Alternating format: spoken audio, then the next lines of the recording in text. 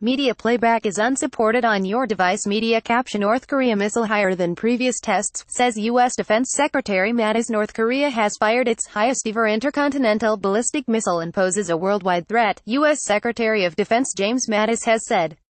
The missile, launched early on Wednesday, landed in Japanese waters.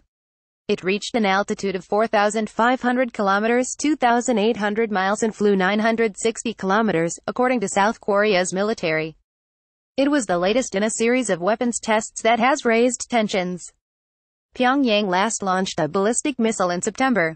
It also conducted its sixth nuclear test that month. North Korea has continued to develop its nuclear and missile program despite global condemnation and sanctions. The UN Security Council is due to convene an emergency session to discuss the latest test. Mr. Mattis said the missile launch went higher, frankly, than any previous shots they have taken. The North was building ballistic missiles that threaten everywhere in the world, he added. U.S. President Donald Trump was briefed while the missile was still in the air, the White House said. Afterwards he said, "We will take care of it." The U.S.-based Union of Concerned Scientists said the missile could have traveled more than 13,000 kilometers on a standard trajectory, thus reaching any part of the continental United States. But it added it seemed likely that the missile had a very light Mach warhead, which meant that it could be incapable of carrying a nuclear warhead, which is much heavier, for that distance.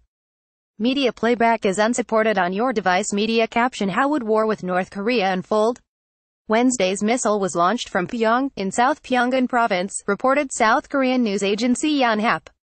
Japanese officials said the projectile traveled for about 50 minutes but did not fly over Japan, as some have done in the past, and landed about 250 kilometers off its northern coast.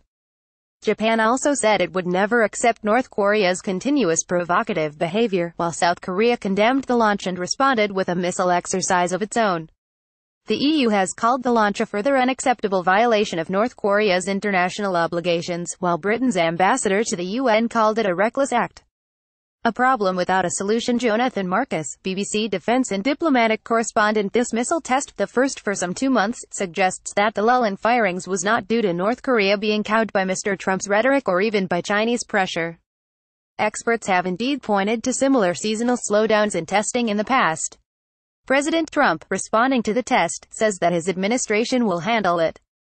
But handle it how? The U.S. has called for an urgent meeting of the UN Security Council.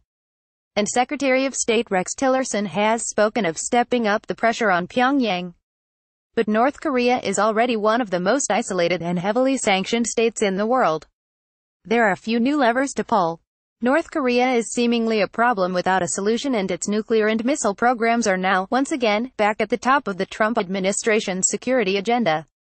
North Korea's last nuclear test reportedly involved a miniaturized hydrogen bomb that could be loaded onto a long-range missile.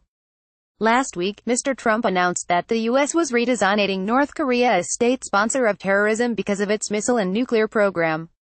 The U.S. imposed fresh sanctions against Pyongyang.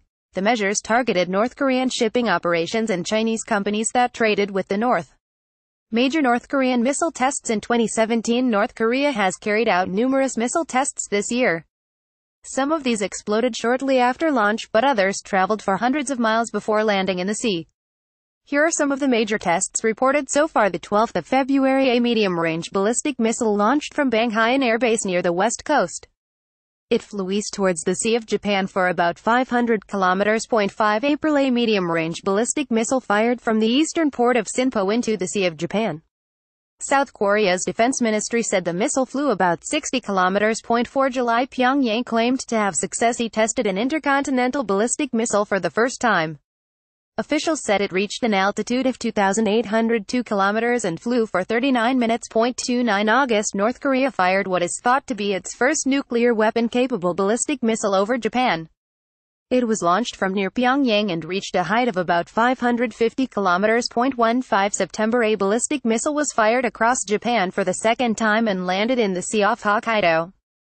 It reached an altitude of about 770 kilometers and traveled 3,700 kilometers.